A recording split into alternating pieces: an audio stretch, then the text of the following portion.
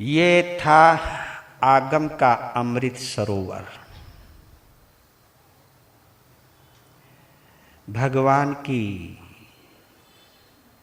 मूल वाणी का श्रवण और पठन करने का दुर्लभतम शुभ अवसर।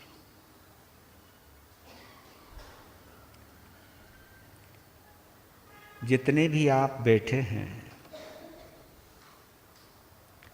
सभी के सौभाग्य की अनुमोदना करता हूं कि जिनका सौभाग्य भगवान की वाणी से जुड़ा हुआ है, आपके सौभाग्य में जिनवाणी का संयोग लिखा है, जिनवाणी का श्रवण लिखा है, जिनवाणी का पठन लिखा है, जिनवाणी का उच्चारण करने का सौभाग्य प्राप्त हुआ है।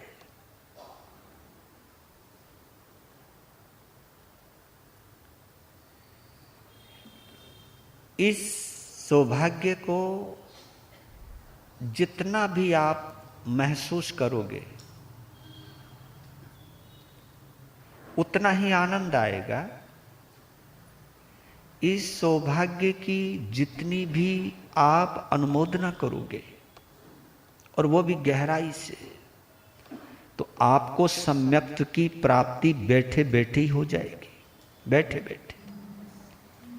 पर होना चाहिए दिल से, आनंद आना चाहिए। हमें इतना आनंद आना चाहिए कि जैसे हमें इस दुनिया की सबसे दुर्लभतम वस्तु मिल गई हो। इसी की ही तो तलाश थी, इसी की ही तो खोज थी जो हमें मिली। ये अनुभव आपको हो रहा है या नहीं हो रहा, ये तो मैं नहीं जानता, पर लेकिन जितनी मात्रा में होवेगा उतनी ही मात्रा में सम्यक्त की एंट्री होगी आपकी लाइफ में, आपकी जिंदगी में।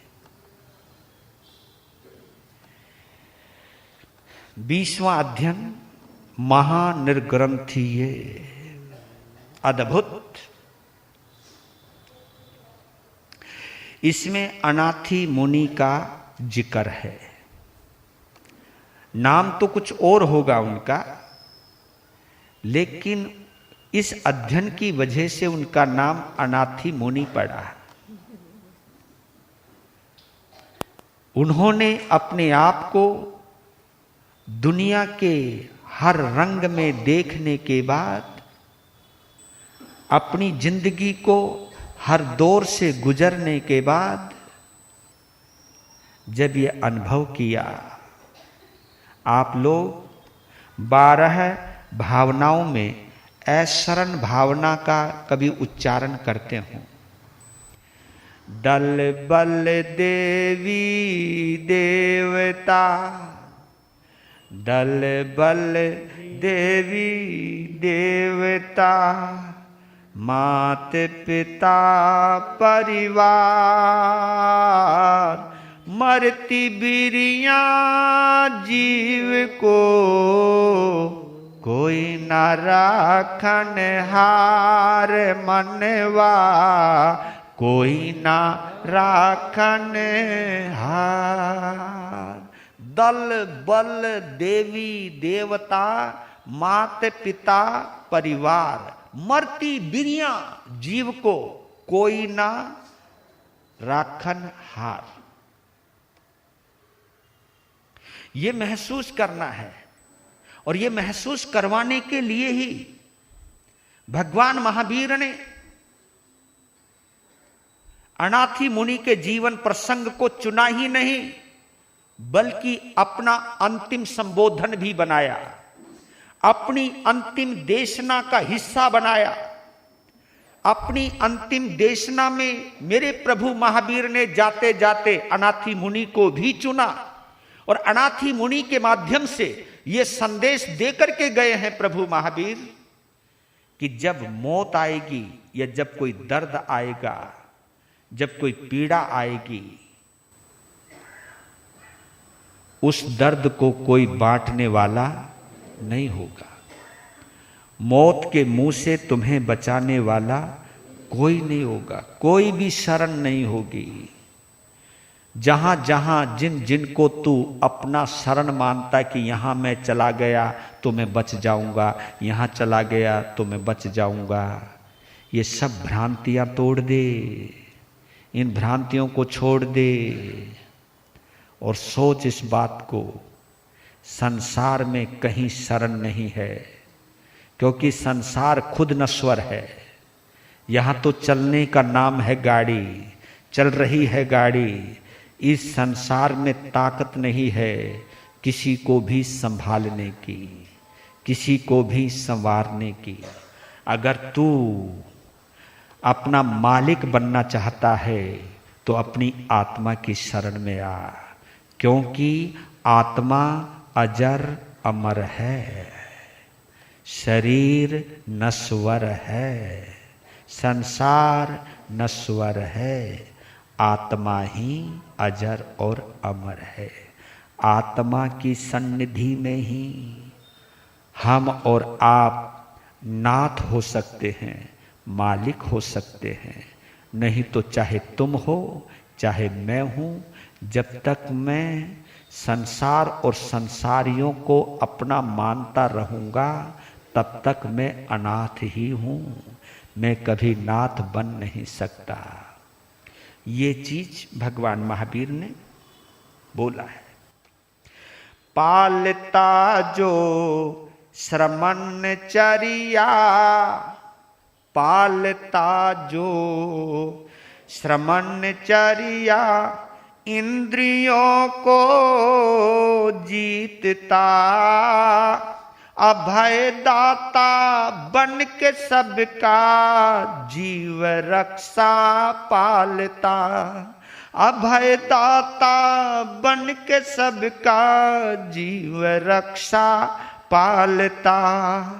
आत्मशासन से श्रमण है, आत्मशासन से श्रमण है, नाथ होता स्वयं का, त्राण दे सब प्राणियों को, त्राण दे सब प्राणियों को, नाथ होता जगत का, नाथ होता जगत का। त्राण दे सब प्राणियों को, नाथ होता जगत का। आत्म शासन से श्रमण है, नाथ होता स्वयं का। जो आत्म शासन यानी खुद का जो मालिक है वही नाथ है, बाकी सब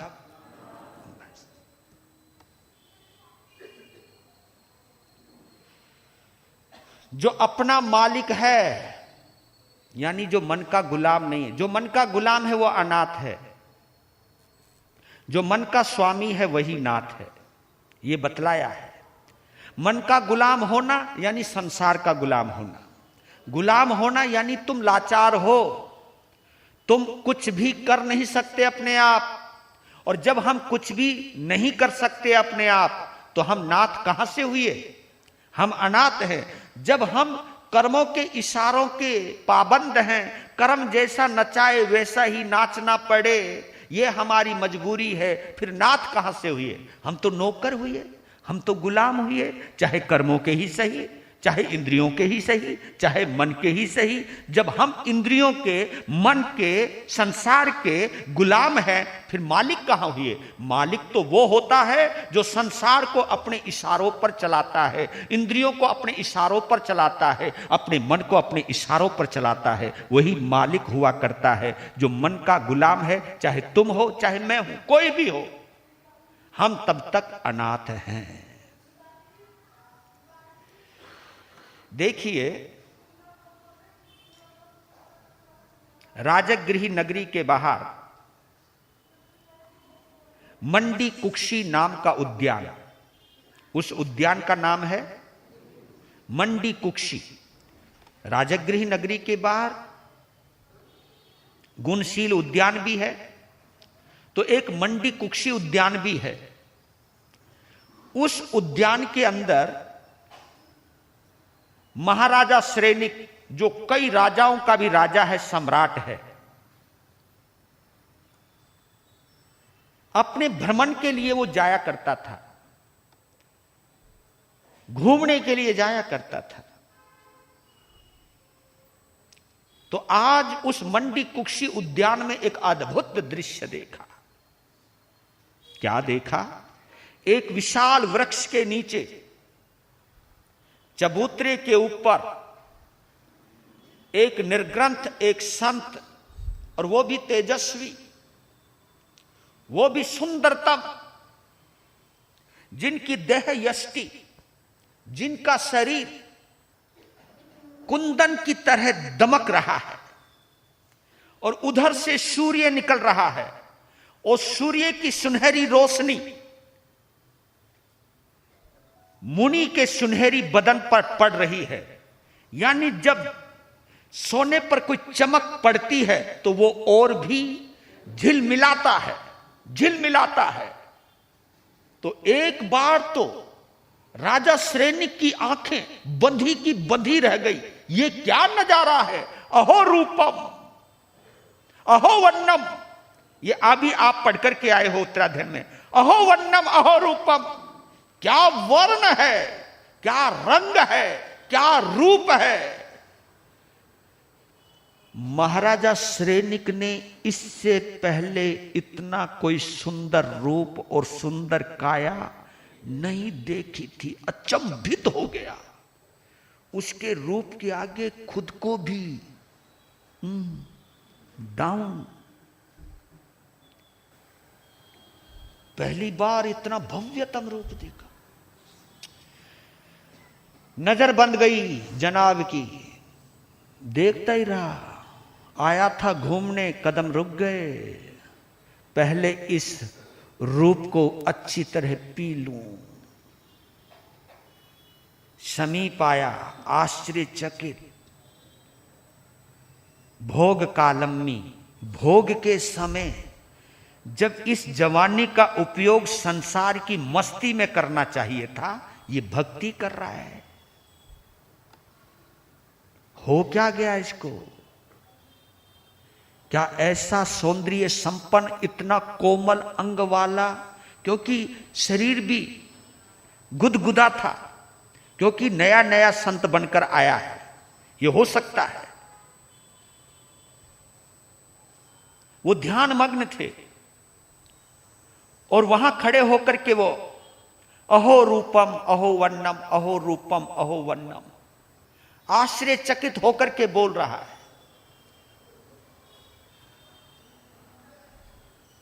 महात्मा ने ध्यान खोला, आंख खोली, और आंखें इतनी गजब की थी। जब श्रेनिक की आंखें सामने मुनि की आंखों से आंखें मिली, ओह, क्योंकि आंखों में भी जादू होता है। हाँ, पर लेकिन मैं बात बतला देता हूं आपको, आंखों में जादू तभी होता है जब आंखों में प्रेम होता है। हाँ, पहले कभी कुछ और गड़बड़ कर लो। हाँ, ये मैं पहले तुम्हें समझा देता हूं। आंखों में मैत्री हो, आंखों में प्रेम हो, तो आंखें लाजवाब होती हैं। आंखों में आग हो, आंखों में अंगारे हो, आंखें क्रोध से लाल हो, तो सच कहता हूं आंखों में कोई भी आकर्षण, बल्कि एक बात कहूं, जब मन और कसाय से आंखें जुड़ जाती है तो आंखें भी विकृत हो जाती है। जब इन्हीं आंखों में हमारी आत्मा उतर जाती है तो इन्हीं आंखों में हमें परमात्मा के दर्शन होते हैं। ये आंखों का एकदम रोमांच हो गया। उस जैसी उन्होंने आंख खोली, आंखें इतनी गजब की थी, शरीर से भी जबरदस्त आंखें। महात्मा ने कहा, रुको जरा, अभी बोलना नहीं, अभी देखने दो। अच्छा देखो, तुम साधु क्यों बने? ये सवाल पहला किया, तुम साधु क्यों बने? क्योंकि ये शरीर जो तुम्हारा है, देवता भी मात खा जाए, क्या सुंदर रूप है। इस जंगल में इस पत्थर की शिला पर बैठकर तपस्या करने के लिए इतना सुंदर शरीर क्या पाया जाता है? तो इसका एक ही जवाब दिया अनाथी मुनि ने कि मैं अनाथ हूं। हैं? अनाथ? नहीं, मैं नहीं मान सकता, मैं मान ही नहीं सकता कि तुम अनाथ हो। क्यों जी? छोड़ना, क्या वैभव है तुम्हारे पास, और तुम्हारी शरीर की आकृति, तुम्हारी पूरी प्रकृति को देखकर मैं कह सकता हूं तुम बहुत समृद्ध हो, बहुत ऊंचे घराने के हो, बहुत ऊंचे कुल और खानदान के हो। मैं मान ही नहीं सकता कि आप गरीब हो, मान ही नहीं सकता कि आप अनाथ हो। हां भैया, मैं अनाथ हूं। अनाथ हो? चलो तुम्हारी बात बड़ी करता हूं, आज से मैं तुम्हारा नाथ बनता हूं, मैं तुम्हें अपने महलों में ले जाता हूं, मैं तुम्हें खुद संभालूंगा, क्योंकि इतना सुंदर रूप तपस्या की आग में तपने के लिए नहीं होता है, साधना करने के लिए नहीं होता है, यह तो जीवन का सुख भोगने के लिए होता है। चलो उठो, मैं संभालता हूं, आज से मैं तुम्हारा नाथ बनता हूं।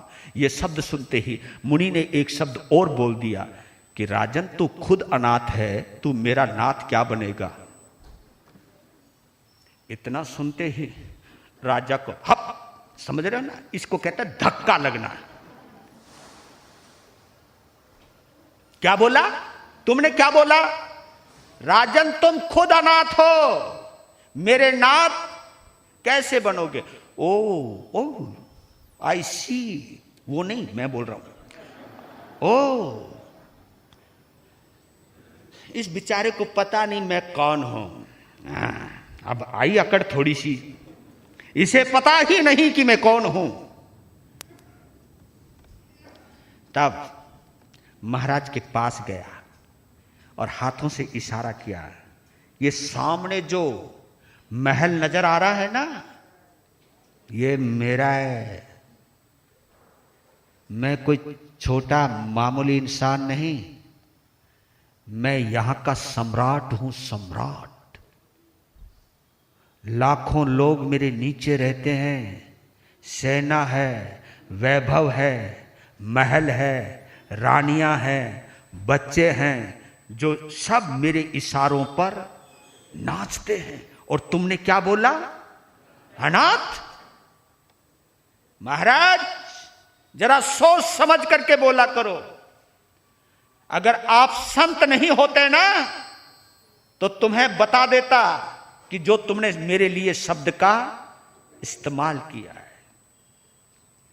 इतना सुनते ही उस भोले भाले चेहरे पर एक मुस्कुराहट आ गई कि लगता है, क्योंकि मैं आपको बतला देता हूं, भावों का गौर करना, एक लाइन बोल रहा हूं, भावों का यानी जो तुम्हारे अंदर हैं, क्योंकि भाव हमेशा अदृश्य होते हैं, भाव किसी को दिखाई नहीं देते, भाव अदृश्य होते हैं, भाषा दृश्य होती है, यानी वो सुनाई देती है जो बोला जाता है। यानी भावों का भाषा कभी भी पूर्ण प्रतिनिधित्व नहीं कर सकती।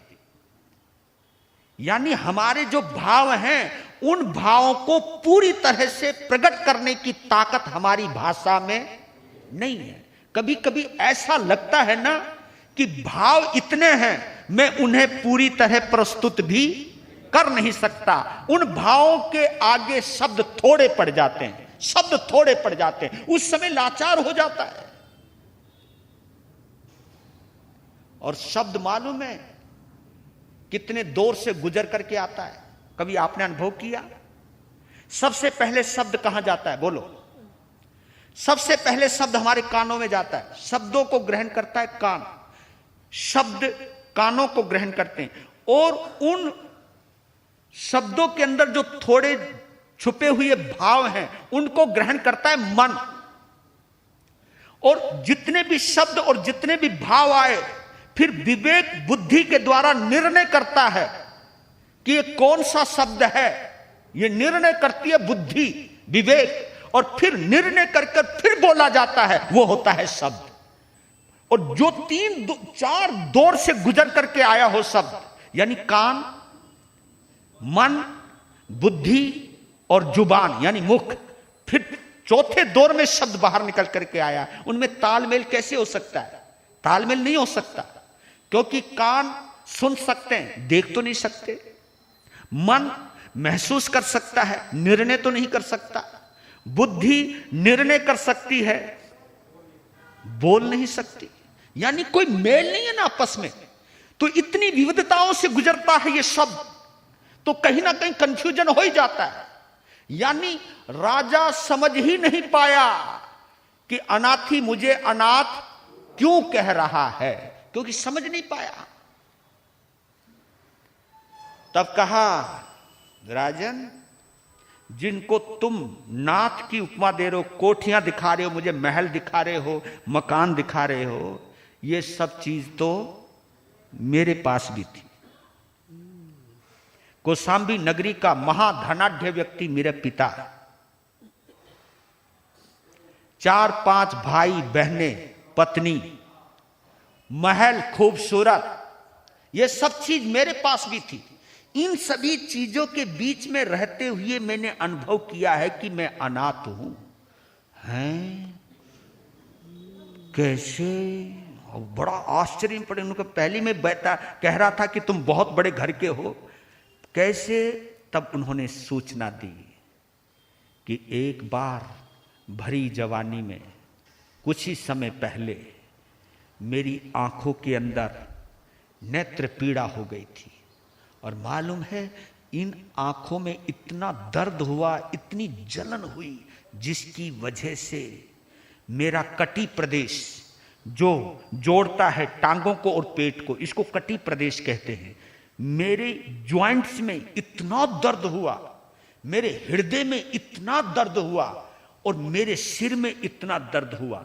यानी आंखों का दर्द जब 3 जगह बट गया, सिर में, हृदय में और कटी प्रदेश में, ज्वाइंट्स में, जब वो दर्द गया, और उस दर्द से मुझे क्या वेदना हुई है मैं बता नहीं सकता हूं तुमको, कह नहीं सकता हूं।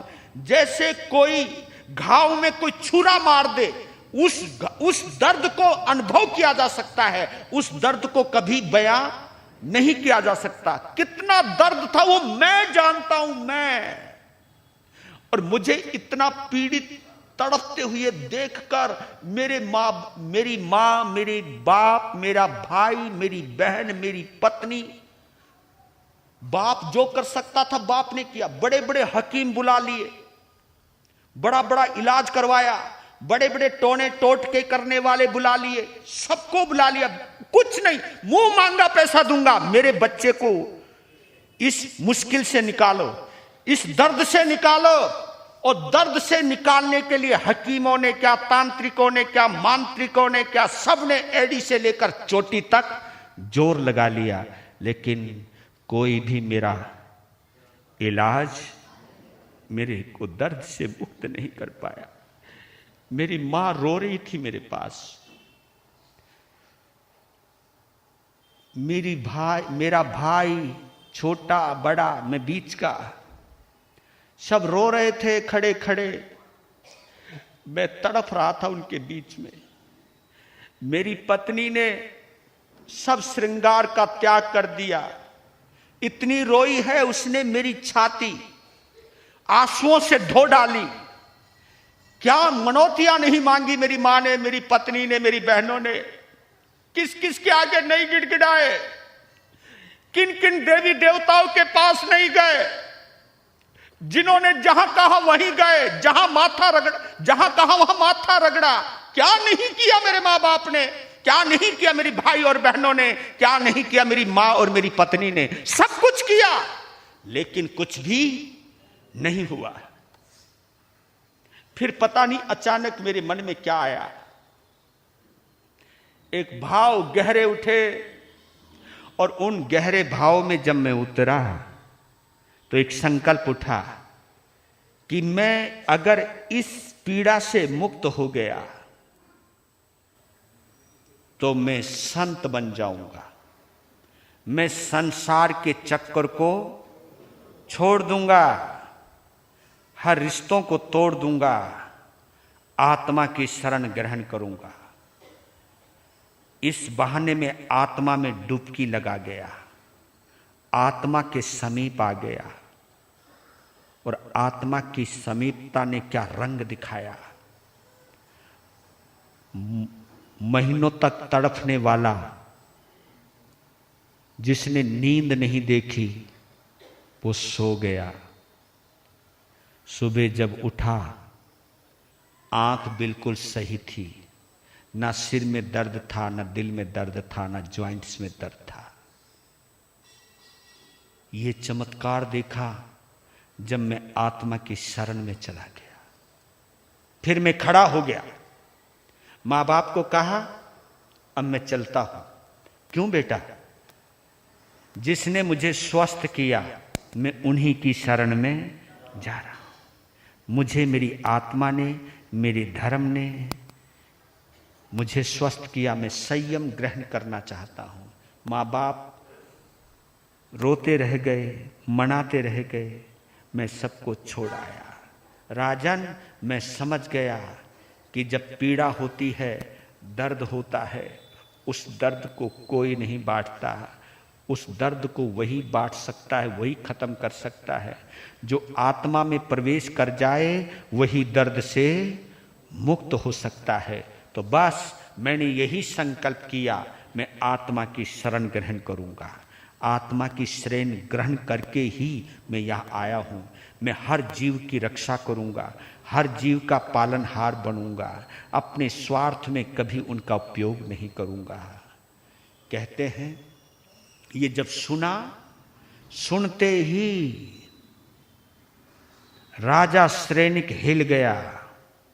और आपको बताऊं, अनाथी मुनि की देशना सुनने के बाद ही, उनके शब्दों की गहराई में डूबने के बाद ही राजा श्रेणिक को समकित की प्राप्ति हुई। कई लोग कहते हैं कि चेलना रानी की वजह से वो जैन धर्म से जुड़े, लेकिन जब हम इतिहास को उठाते हैं, देखिए जैन धर्म को मानने वाली कन्या का वो पति था, नो डाउट, लेकिन अनाथी मुनि का प्रभाव उनके ऊपर पड़ा कि यह है ऐशरण भावना, यह है नाथ और अनाथ के बीच का संबंध। तो वो प्रभावित हुए, समकित की प्राप्ति हुई, और उसी समकित के बलबूते पर आने वाली 24वीं में हमारे प्रथम तीर्थंकर होंगे, इसी समकित की प्राप्ति में। तो समकित की राह दिखाई किसने? अनाथी मुनि ने। आपको कितनी मिली वो आप जानो। आपने तो केवल कानों का विषय बनाया होगा, लेकिन जीवन का सत्य है। आज इतना ही। वीर नाम के, गुरु नाम के, प्रभु नाम के, हीरे मोती मैं बिखराऊं गली गली। ले लो रे कोई राम का प्यारा, शोर मचाऊं गली गली।